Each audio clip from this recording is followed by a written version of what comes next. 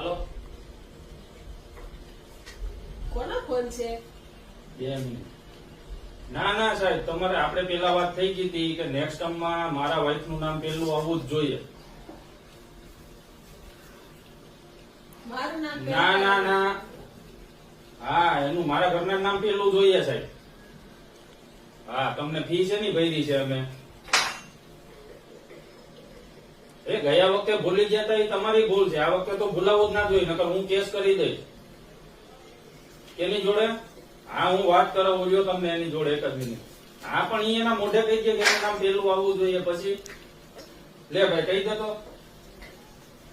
ત્યાં બોય ની સાંભળે જ છે મારું નામ પેલું જ મારું આવવું નામ જોઈએ. પેલું જ આવવું જોઈએ.